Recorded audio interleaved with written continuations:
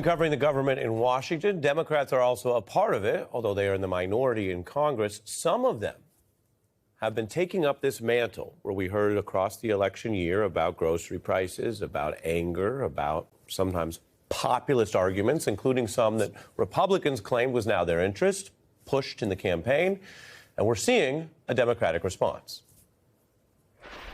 They're all in now because this is now a billionaire feeding frenzy. The Trump administration is moving this country very rapidly toward a kleptocracy. They campaigned across the entire country, telling people they were going to fight for working people, but they lied. They want to use the government to further enrich these corrupt billionaires and corporations. Anger at corruption fostered by billionaires who are not, at least according to these critiques and a lot of the reporting we've seen, advocating for the regular person. Whatever their left-right ideology, we're talking about all the regular people. Musk is facing lawsuits, including one brought by unions of federal workers. This is labor basically saying that he is breaching and shouldn't have access to Treasury data or labor data. This is why you have unions in the first place. Now, Trump's priorities and what we've seen are often referred to in the traditional sort of Beltway or D.C. press about right and tacking further to the right. You've probably heard that language for decades. And yet, there is an argument here that the left-right axis doesn't actually make a ton of sense. You have the conservative axis that we hear about in politics. I've shown this once before. Pretty simple, right? Blue left, red right, you move around from there.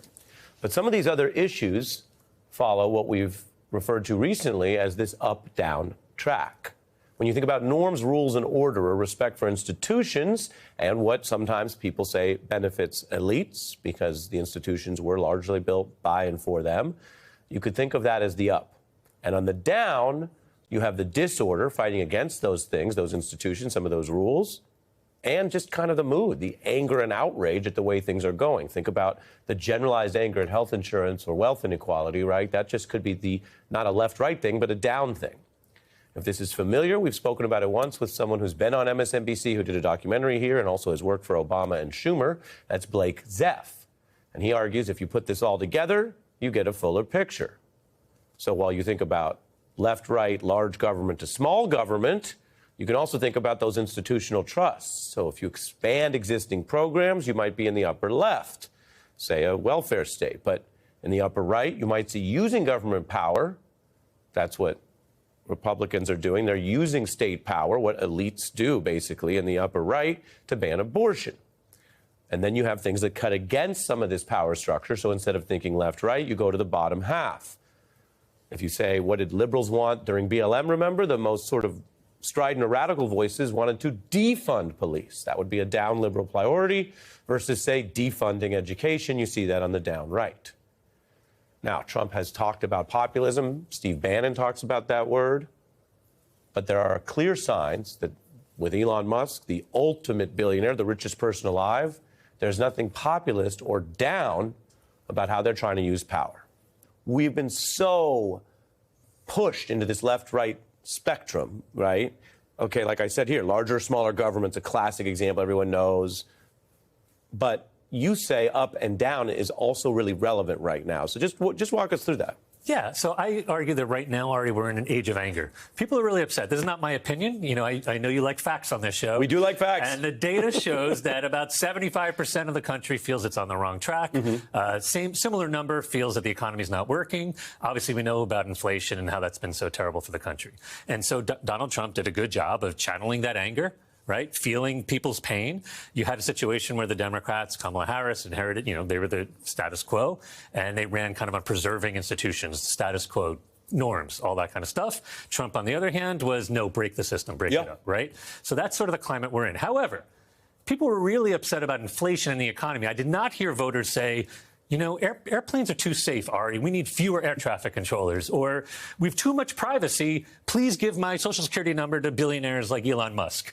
Or we have too many jobs in this country, so cut the federal workforce. That is not what people were saying, right? So there's a real risk here, in addition to it being morally reprehensible, if you look at it from a political standpoint, the real risk to Donald Trump kind of misreading the cause of his victory. This was not a left-right victory, as I say. Some of this stuff that they're doing right now are like right-wing think tank dream scenarios. Yeah. Cut the federal workforce, do all that kind of stuff. That is not where the voters are at.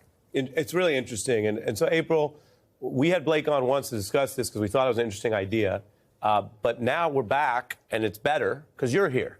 And labor has such a rich tradition in the United States when you think about weekends or basic things that had to be fought for. The billionaire types didn't say, hey, here's some extra labor rights. Here's some extra time off.